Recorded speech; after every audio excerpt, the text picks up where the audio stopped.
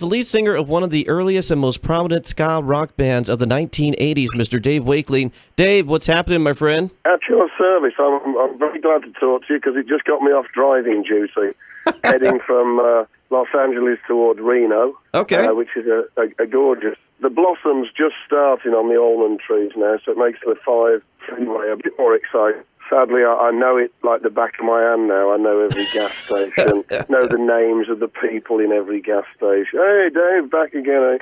So I'm grateful you can make this into as long as you like. We've still got a few hours to go. Okay, all right, man. Well, that's good. So Dave, I know you grew up in Birmingham, England, and which musicians or artists inspired you musically when you were growing up? Well, my first local group, my first local heroes were Black Sabbath and Led Zeppelin. Half of Led Zeppelin, the good half, was from round by us. And so black country rock was one of my very first things to love. But about the same time, I think when I was about 12 or 13, I also heard the first reggae, these Tighten Up volumes 1, 2, 3, and 4, ska and blue beat records. And they really turned my head as well because they got such a solid groove and sort of dirty lyrics, which as a pubescent I appreciated greatly. And so they were so I was kind of torn, if you will. It was a dilemma. I'd got my ska records and my skinhead birds with white tights and white lipstick, or I'd got Black Sabbath, Led Zeppelin, and hippie chicks with patchouli and underarm hair. You know, what a choice for a 12 and 13-year-old to make, you know.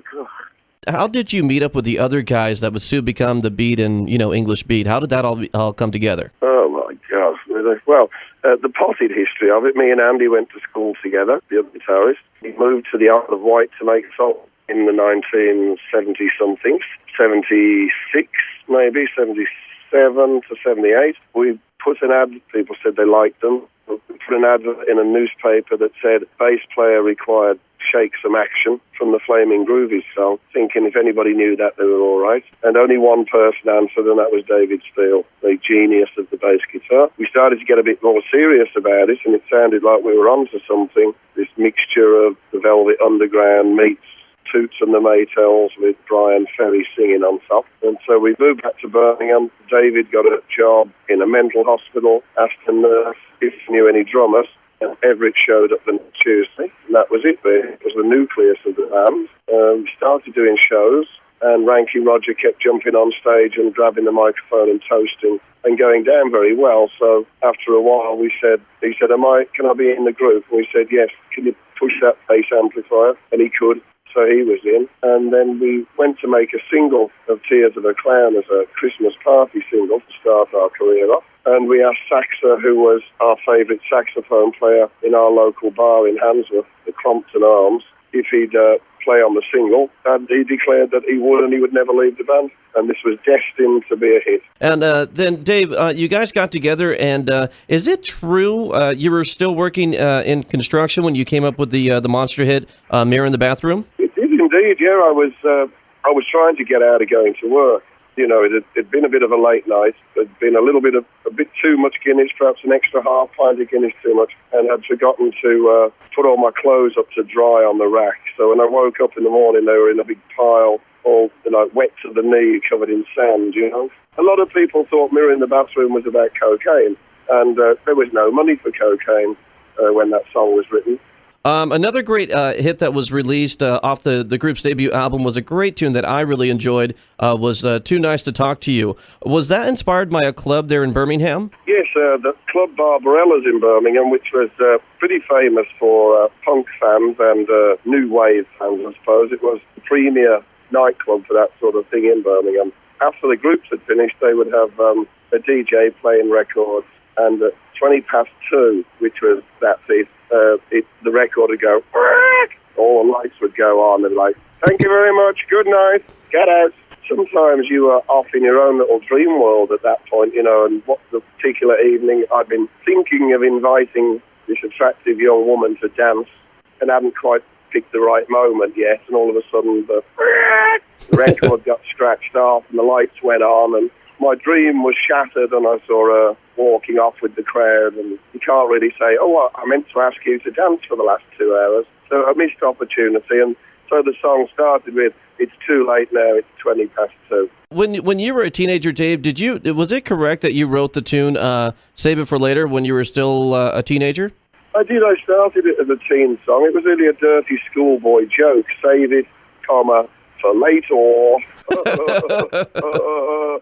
And the whole song really revolves around that. People thinking that you were a grown-up. So you're looking like a grown-up now, between 18 and 20. But really, you're still kind of clueless about what's expected of you in the grown-up world. Mm-hmm. And that's sometimes different from what you think might be expected. So it was about just trying to grasp with the rest of the world thinking you were grown up and you trying to catch on to that idea. Well, I mean, I suppose like most kids, we always think we're grown up by the time we're 13, but we noticed that it's different. It's difficult sometimes to fit in with the adult world. Right. And so it was about those sorts of graspings, So in that sense, it wasn't really about anything. It was about trying to search for meaning in a world that was a bit confusing at the time. And then the next song, Dave, I Confess, I read that it was inspired by a bus ride you were on, and then I also kind of heard that it might be like an autobiographical piece. How did you come up with the song I Confess? Well, there's always some little bits that are autobiographical, but never really straight stories of your life. You get the chance as an artist to embroider. You can make up a fictional story that's far more dramatic and exciting, but you can use elements of your own life in it. It came from a cartoon magazine, Love Affair magazine I'd seen. It was the age-old story, I suppose, of the bride's sister being a bridesmaid, but having a bit of a thing for the husband. And in this particular case, they were caught in the back of the church just after the ceremony. Oh, boy. Caught still in the bridesmaid's gown, caught by the bride and sister. Yikes! So that was a hell of a cartoon story. So my getting in trouble wasn't quite as dramatic or as flowery as that. But I think most people have been in those sorts of situations, and so I just extrapolated that idea, mixed it with some of my own ideas about it, and came up with this heady brew. And really, I suppose if there was a point to the song at all, it's in the second chorus, I confess I don't really care. It seemed to me, as a young chap, that most lovers' arguments were about who cared the most. Well, I love you more than you love me anyway. That sort of syndrome. Both of them arguing that they loved the other one more and the other one loved them less. But both of them sounding thoroughly hateful the way they were saying it. And I included myself in that. So it seemed to me then that sometimes the hardest thing to admit was that you'd given up caring. You didn't mind anymore. And so that was the nub of it, really. I confess, if it's all the same to you, I'll stay indifferent. And then in 1983, Dave, the band released the album What Is Beat? The song Can't Get Used to Losing You was a part of that album. What's the background on that particular song? Well, a couple of things, really. One of my dad's favourite songs, he'd taken me to task a little bit. Tears of a Cloud, of course, the Smokey Robinson song, had been a big hit for us. And then we brought out our own records and albums, and some of them were hits, and one of them wasn't such a big hit. And my dad said, well, you know where you're going wrong, don't you, Dave? I'm like, no, but thanks anyway, do tell. And he said, well, I don't blame you. He says, I blame the Beatles. They were the first ones who thought they could do the lot, weren't they? We're going to write the songs, we're going to do the sleeves, suddenly we can do everything. He said, you didn't see Frank Sinatra sitting up all night writing songs, did you, Dave? No. He was out doing models. He said, when he came back in the morning, they'd got a song for him to sing, written by, proper songwriters, real songwriters. I'm like, oh, okay, well, thanks for the advice there, then, Dad. Lovely. And he said, you know what you could sing the piss out of, eh, Dad? Can't Get Loose to Using You. He got it the wrong way around. So anyway, I did think about it, and I liked the song very much, and thought that it suited a reggae beat rather well. Bum, bum, bum, bum, bum, bum. Bum, bum, bum, bum, bum. Sounded kind of reggae-ish. Not long before, a group called Wham had sent a cassette tape of demos trying to see if they could get any interest to be on our Go Feet record label. An unnamed bass player in the band received that cassette and came up with the great idea of we should do a version of Can't Get Used to Losing You, which I heard after they'd become international superstars. The boys in Wham were not overly thrilled of it. But anyway, suffice to say, George, Michael, and my dad and David Steele convinced me to do a version of it, and I think the greatest honour I've ever received was that it won some award in a poll in England for best reggae cover version of all time. In the year of 1984, you got together with Ranking Roger and you guys formed the band General Public and released the great album All the Rage. What was that experience like? I'm sure it was totally different than being with the English Beat and the Beat. And what was that experience like? It was an exciting experience. I mean, there was some good and some bad. We were part of a five-piece security council with a veto vote, which it had been in the Beat, and it could get really boring waiting to get something that all five people agreed on. And a couple of people thought that they were Russia and China, so they just veto all the time, really. It just got boring. All of a sudden, me and Roger were in charge, which was great. We got to call all the shots, and that was great until it screwed up, because that meant it was definitely going to be five. So there was good and bad to it, and the good far outweighed the bad. I really enjoyed the experience.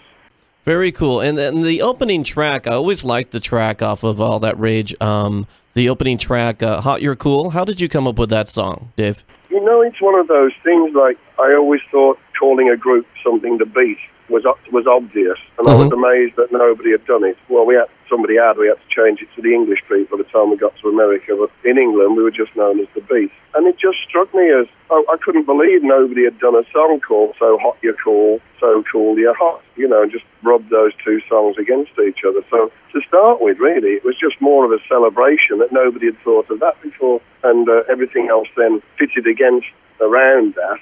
I tried to write as sexy and as oblique a lyric as I could in the second verse. I tried to just come up with images that could mean any number of things to different people, depending on what your tastes might be. But legs against my chest, stomach tight and wet, the very best. Yes, you guessed it. So hot you're cool, so cool you're hot. Now, I've heard about 30 descriptions of what that actually means, and they're all absolutely correct. That's too funny. And the song, Dave, Tenderness. Tell me the story behind that, because I've read that it was inspired by your love for American trucks and with all the gear in the trucks. What's the real story behind Tenderness? That was the beat of it, yes. I really wanted that. You know, when a truck's really flying through the night and it's got that sound like a train going, like as it clips against the lines on the freeway. That's a so I had this notion of searching for the tenderness was traveling around America. I'd been a big Cannonball fan growing up as a kid. And the idea of American trucking was very romantic to me. I even used to like to travel on the truck instead of the posher tour buses with the other musicians. I like to drive overnight with the truck and talk on the radio and drink coffee and put one knee up and adopt heroic postures, wipe imaginary sweat from my brow, I really enjoyed it, and this beat was in my head, and so it was a bit like searching across America looking for something, looking for that sense of compassion, tenderness.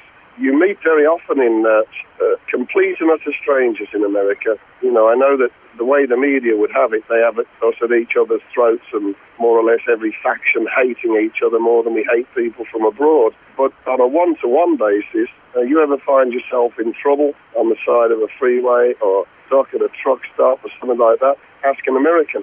And they'll always be there to offer their help and assistance. Right. So it was searching for that thing that I think everybody who lives here thinks is one of the most valuable parts of America, that sense of all being in this together. And it's something that's being strained at the moment by the politics and the invested money that would rather have us at each other's throats rather than working like a team, And the tune Too Much of Nothing off the album Hand to Mouth, what was the inspiration behind Too Much of Nothing?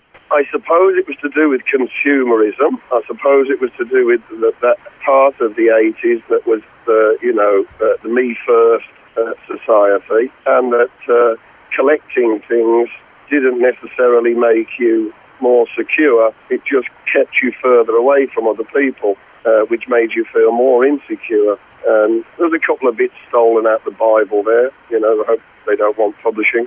It's hard to speak with a mouthful of stones, So it seemed that there was a lot about the 80s that was starting to become decadent, at least financially.